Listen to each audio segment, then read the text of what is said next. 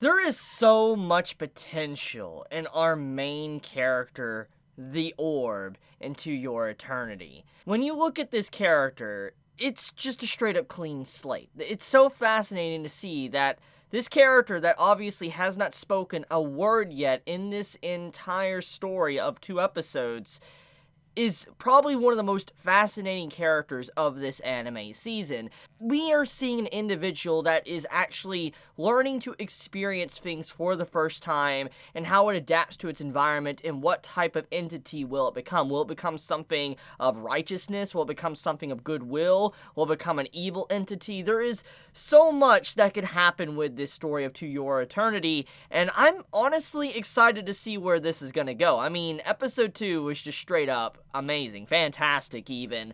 So, anyways, anyone else get those Dororo vibes? Like, am I the only one? I know not everybody watched Dororo a few years back because it wasn't really that popular, which is sad. It was a good series. But if you did watch it, if you have seen that anime or you read the original manga or whatever, are you not getting, like, those vibes from this? Like, the whole character not being able to speak and he's kind of like a child even though he's this old already and, you know, he's just learning everything for the first time? Because that's the vibes I got while watching this episode of To Your Eternity, and I like that. I love the vibes I'm getting because it's something that's always fascinating me, just seeing how someone is really shaped by their environment surrounding them.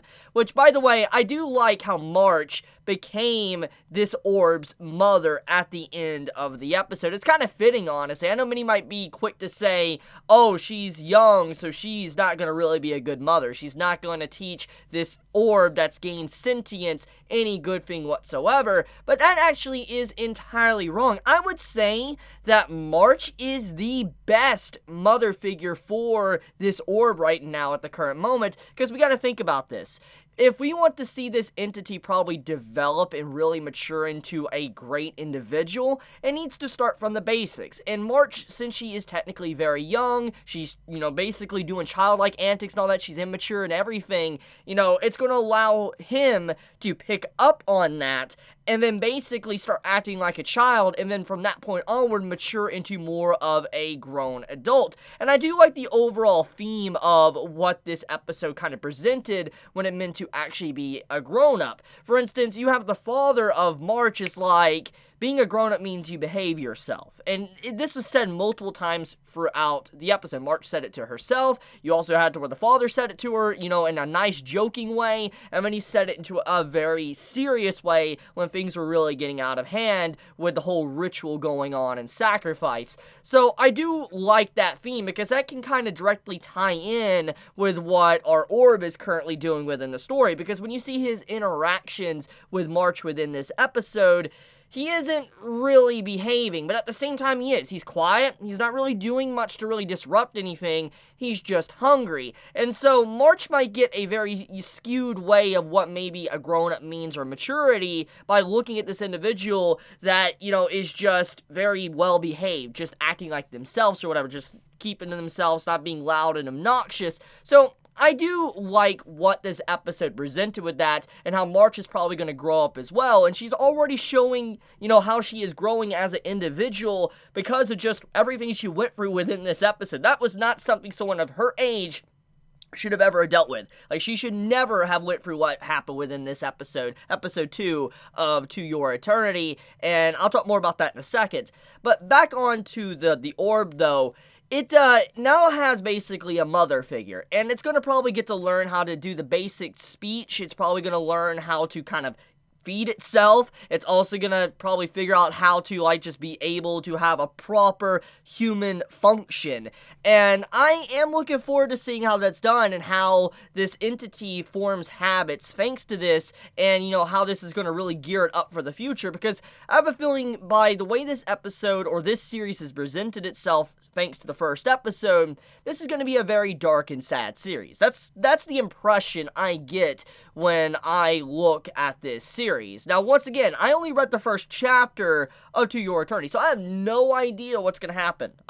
This is all new content for me, episode 2, and when I look at just the conclusion of the first episode and the death of the boy, I'm like, I wonder if this little girl is going to also die around him, and is going to give him the actual pain of loss to reflect on what he lost when he first became human. Something like this is bound to happen. I feel like in terms of character growth, and for this entity to really understand what life and death is, but also why it's different or how it's different from life and death, because it's able to kind of keep coming back, it's going to have to see someone die. And I feel like that's going to be a really major turning point for the character if it sees someone it actually starts to grow a bond with and it gains sentience and is able to speak, and then someone is just taken away from it. I do wonder what would actually happen. And now, speaking of immortality, To Your Eternity and all that, I do wonder if the creature is truly immortal, or if it's so resilient that you can't keep it down. That's the thing I wonder about, because this episode showed that the creature did die multiple times, like 6 to 7 deaths, just to reach where it was at, and it kept regenerating after a few days, and then after multiple deaths, it evolved to the point to where it was able to kind of regenerate in a few hours to 12 hours, etc. And that is insane. It shows that the creature is capable of adapting and reforming, and I'm going to assume eventually it's going to be capable of reforming itself after it takes little injuries. For instance, if let's say its arm got chopped off right there, it would reform it maybe in a few minutes. I feel like that's where the entity might go to eventually, which is another thing I do wonder about. If you noticed, every time it, got resurrected, it went back to its original state where its wound on the leg that the boy had from the previous episode. And I do wonder if this is basically a reset point. So every time, no matter how long the history goes with this entity, I do wonder if it's always going to reset to that wound in its leg, and if there is no way for it to eventually overcome that and change kind of like its starting point with this boy of being kind of revived over and over again. That is a question. But getting back into the topic of immortality, though, I wonder if the creature can die or not, or if it truly is immortal. There is definitely something that is going on in the opening song. I noticed there is some supernatural stuff going on, so I wonder exactly what really is the plot going forward. I mean, obviously it's about the journey of this character learning how to live as a being and get like all sorts of emotions and stuff thrown into it, but I do wonder what the actual plot besides that is, because the opening song does hint that there is a lot of fantasy and supernatural elements, so it looks like it's going to get good. So yeah, To Your Eternity. I'm really enjoying this series. I cannot wait to see episode 3 and where it's going to go after this, because it's good. It makes me want to read the manga. I feel bad that I never actually read the manga, just looking at how good these 2 episodes actually are. So, moving over to the actual scene with the village and the whole sacrifice ritual. So, typically in, like, tribal-type shows, stories, and all that, there's always something like this, to where you have someone that is sacrificed to this god or whatever, this ancient god, and it's to appease the spirits. That's basically how it goes. And when you look at this entire, ritual going on, that's obviously the case. Basically, this girl, March, is going to be getting sacrificed to this entity, which I'm assuming is actually the bear, because we do see a brief little, shadow in her dream of a bear, and I'm assuming that it's the bear that attacked our orb at the beginning of the episode. So if that is indeed the case, maybe the monster no longer exists, and it's going to be able to prove that maybe they're wrong for doing what they're doing, all of that type of stuff. But this is a common theme that usually happens in a lot of stories that go down this path, but it is definitely very relevant and important, because it happened. This type of stuff happened, and there usually wasn't